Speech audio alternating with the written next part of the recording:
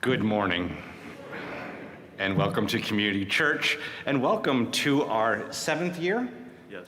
Seventh year of doing our Advent organ and poetry concerts. Thank you all for being here, and thank you for joining us over the internet as well. I do this every year. I started this probably about 15, 20 years ago as a preparation for me to get ready for Christmas. So I'm being a little selfish, and it prepares what I need to prepare in my mind, body, and soul for what Christmas brings. And it has been very successful here and also around the country, which we're very proud of. And here we get to bring in different poets we've had poets from around the world here. And it is a wonderful experience, but what I'm gonna ask is that you shut out everything that is happening outside of these walls and be in the moment, be in the spoken word, be in the music. Forget everything that is going on out there and be one with us in here. You can also do that from home as well. It is my great pleasure to welcome Sean Sexton to our podium today. Sean, thank you for being here.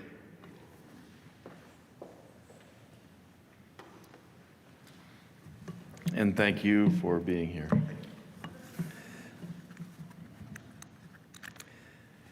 I want to call to your attention this fabulous 2022-2023 catalog of all the things we're doing.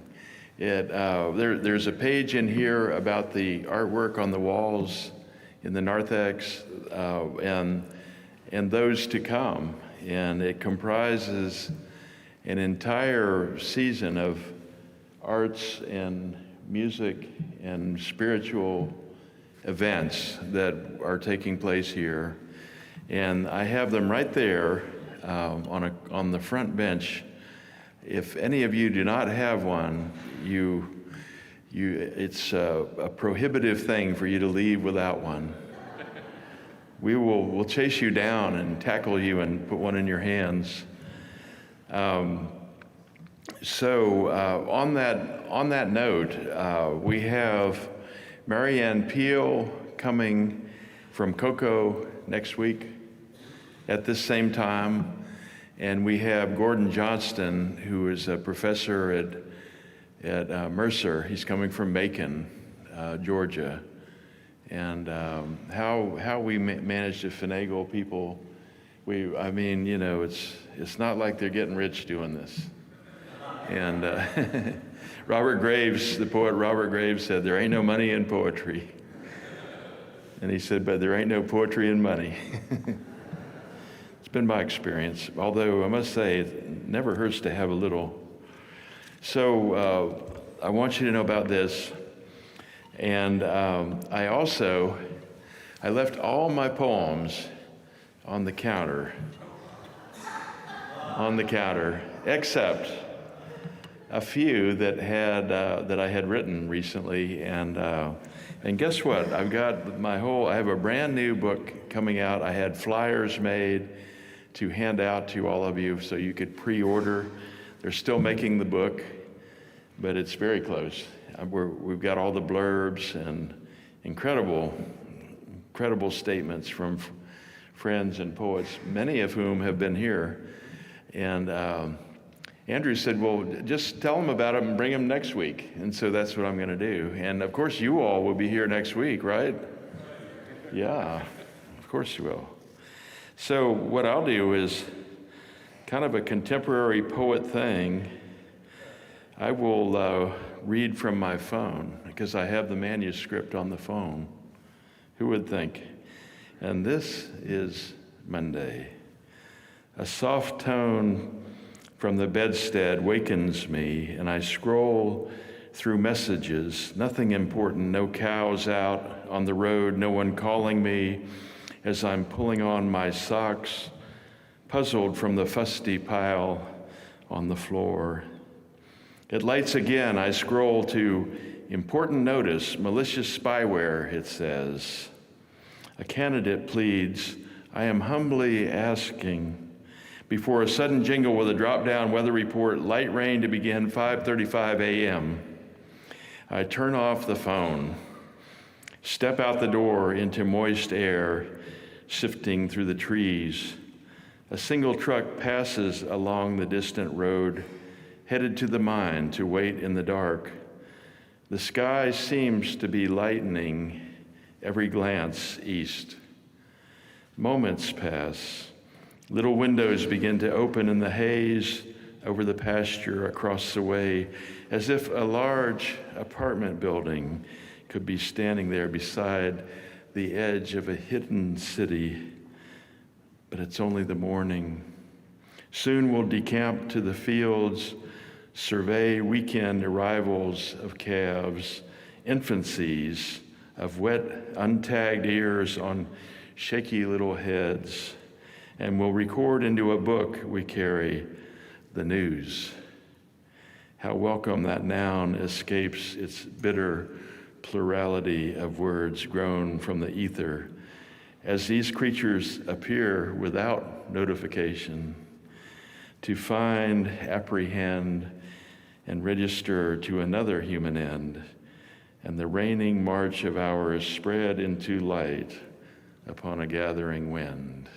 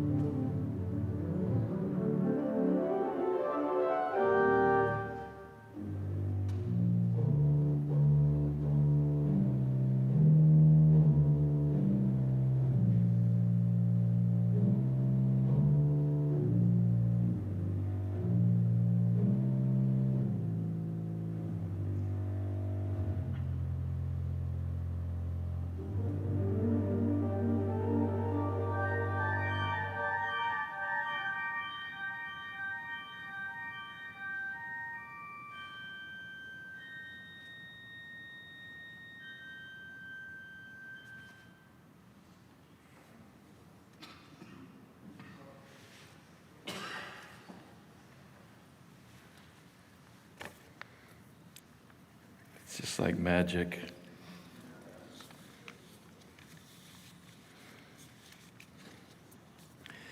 This is the last poem I've written, called Passage.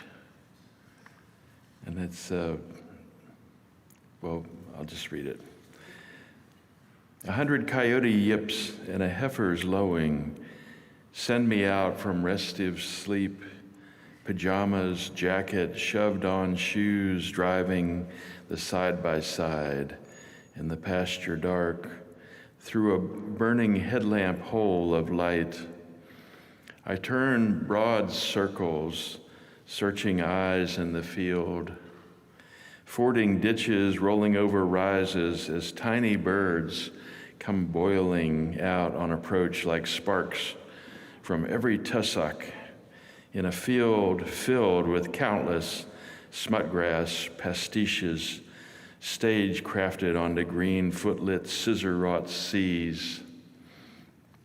And the herd camped in a fence corner seem cow-calf mannequins, heads a-glitter in tiny lights, some outlying forms all frozen that they must be run over to be nudged from inviolate attitudes of night, and always, like any movie spooks, the danger long drained away back at the entered gate. Nothing to see but the same always world, minus light, that only ever universe out beyond sight. Frog, owl, train, creaking, tolling, rumbling, just now back home as I write.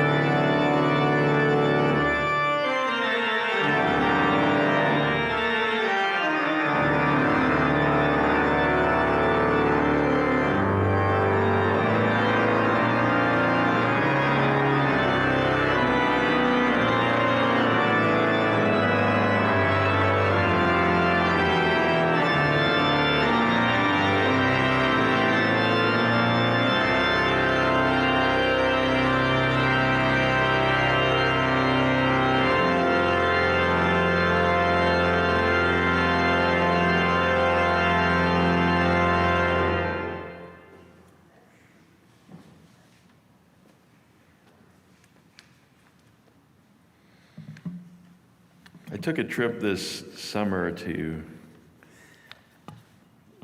the Midwest, well, if it's west of the Mississippi, it's the West, isn't it? Or, yeah, to the West. Correct that, to the West. The beginning of the West. And visited one of my dearest friends and his family who go out there for the summer and are there from May to October, and went out there, and we went out to the Flint Hills and had a friend take us around. He was from there. But this is 5139 Grand Avenue, Des Moines. The stairs complain to my cumbersome passages up and down, as if to say I don't belong in a life suffered upon these treads, nor contained within the chambers and walls of this elderly house. Even the out of doors, where I'm least alien, remains brief and unfathomed. There is sound, oceanic from the shining road, in front along a shore of sidewalk limned against iron pickets.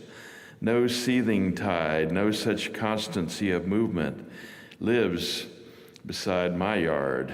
But even now, our homely air grows with noise never far enough away in name of demise. I have lived too long in another world, spent too many days in a fulsome air, counting every rise of unhindered sky, to love the 20 little dawns in the neighbors' windows waking across the alley from my room. Cultivation is everywhere to admire, give strange temperate flora, unfamiliar mast, and leaves littering a finer, greener sward. Out in the headlands rise impenetrable walls of maize, the set of time sudden and vertical, ingraining their substance as a fully fed flesh crop overswells its bound.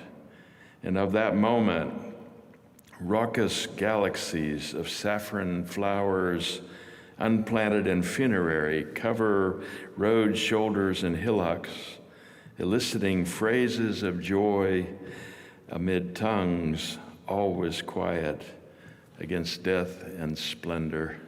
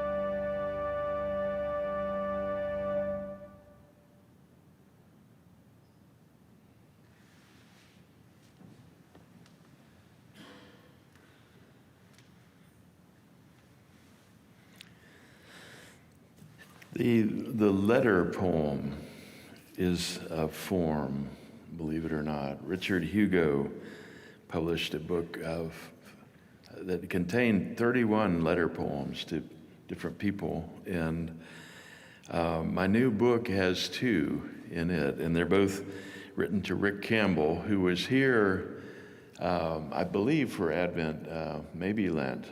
He came for Lent because he wanted to go to an exhibition baseball game because he's a baseball nut. And the other thing about whenever I invite a poet and they say, well, what do I read? And I tell them, well, the themes are, or should be anyway, broad, and darkness, light, life, death, waiting, jubilation, and excitement. You see what I'm saying? I don't say, well, now you're going to have to stick to the scriptures, buddy, or anything like that. And it's a mistake to do that anyway, too much. This is a letter to Rick Campbell, and I touch on some darknesses, and as you will soon see.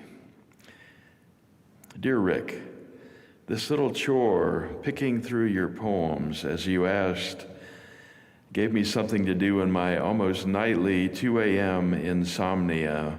Curse the importune wakenings of late middle age, or is it early old age? Thus, I've read again in this ungainly hour your words and life, seeing the amazing journey it has been as I ponder my own, my sheltering in the broad arms of family and land. I had to kill a cow yesterday, or should I say I watched my son shoot her after we were unable to get her on her feet. Bulls rode her down when by that unfortunate clock, suckling her 12th calf in her 14th year, she came in heat. We hauled water and feed to her 3 days, administered Banamine, dexamethasone injectable, and roll-on gel, and a whole caulking gun of calcium paste, and with tractor and forks, tried to lift her to her feet with a cruel cradling device borrowed from a dairy. We failed.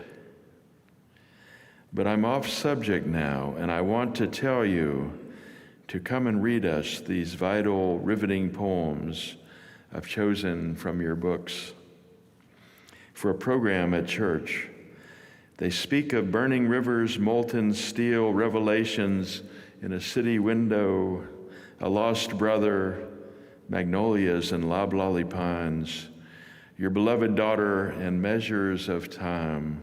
They mark worlds uncharted where I'm from, doors left open to one caught behind gates that must be kept shut, and visions of a grand, boundless sphere to one who's memorized the dawn and set of day from one lifelong horizon.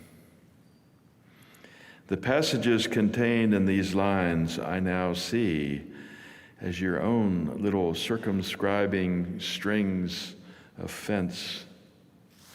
Astound me, enlighten as they sadden, hurt as they gladden. A soft-spoken vision runs their gamut to the end of your pages, yet by your gifts stays within reach as the ruckus of the interstate in the distance when the wind is out of the west on such a day as this.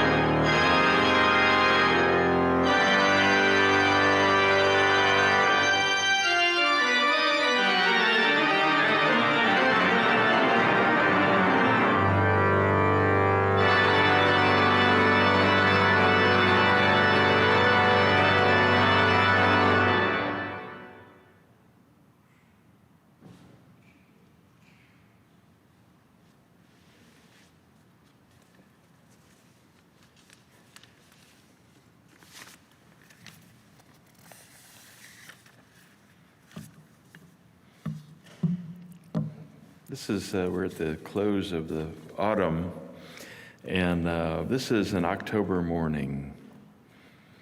Another elaborate sky of lavender blue scrim, uncooked melon peeking through the cracks.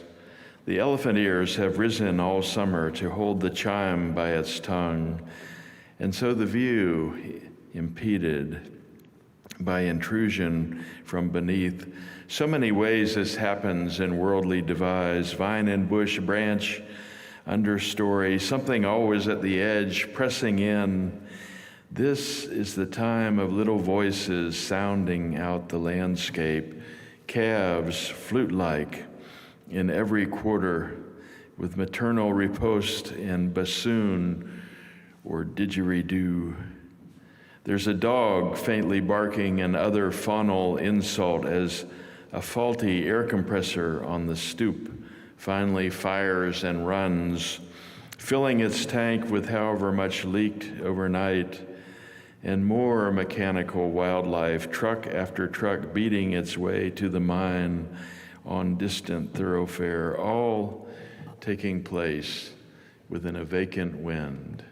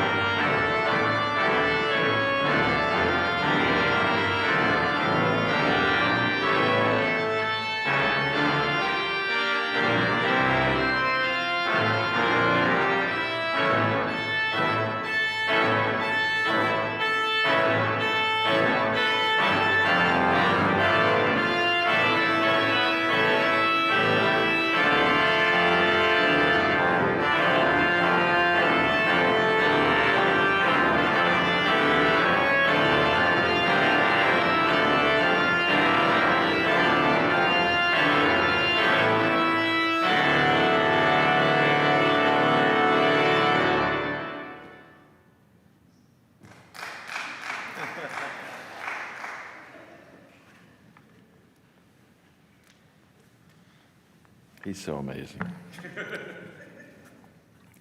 This is called Weaning Song. It's a sestina, and it's kind of a problematic poem because it has a definite form, a formality, and The ending words trade places throughout, always the last line picking up, or the last word of the last line picking up as the last word of the next line, and then going through the arrangement of the words again, rearranged. And so it could be a little troublesome for you to follow, unless it just is really good, really well done.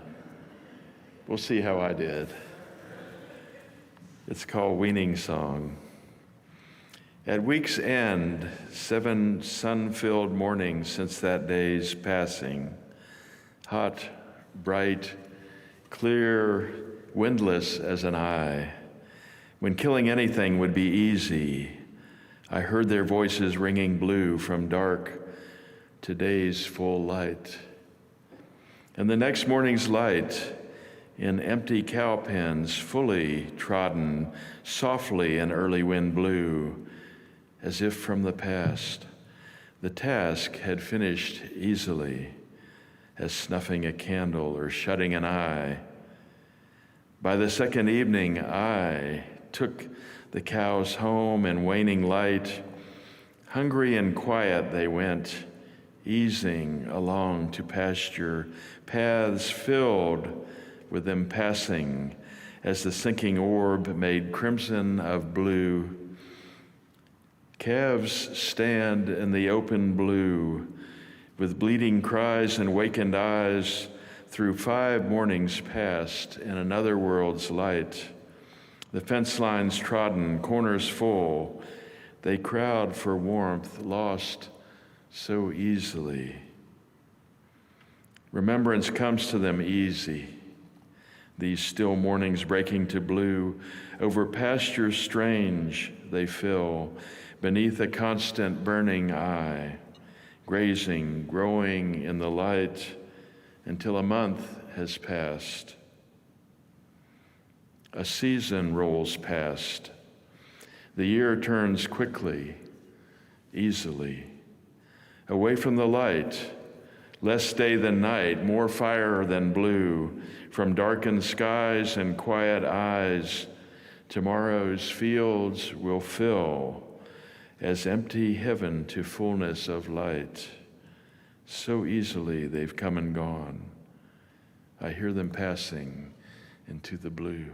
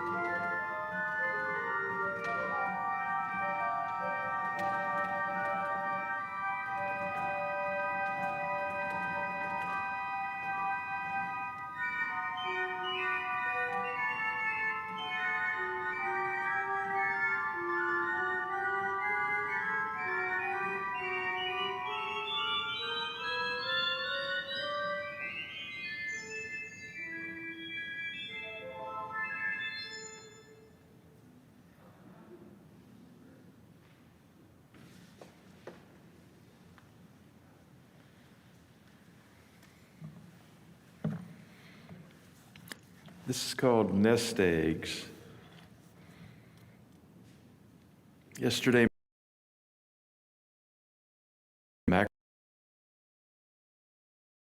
on a Saturday morning offshore excursion, I exhumed 2 swollen pink vein-bound bags from the Silver Damsel and sliced them into pieces to saute.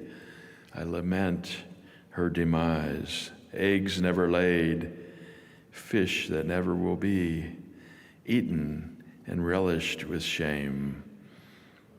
And the peahen that set 5 eggs in our dooryard at the foot of St. Francis, beneath the penumbra of a sapling, as we watched in awe of her poorly chosen nest, her unfaltering devotion to the task.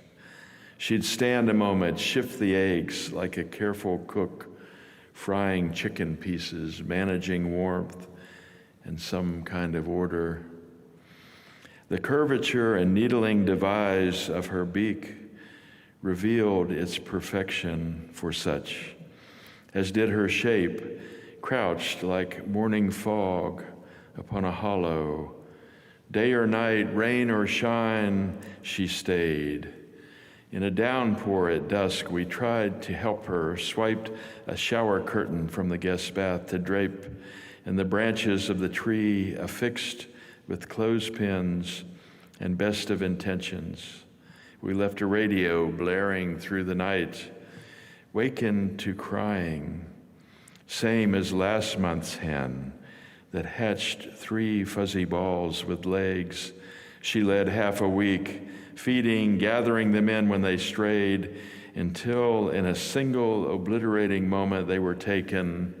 For days she wandered, yelping, searching aimlessly. Now shells lie asunder like smashed crockery. She's afoot and again loose in the air. That sound the world makes.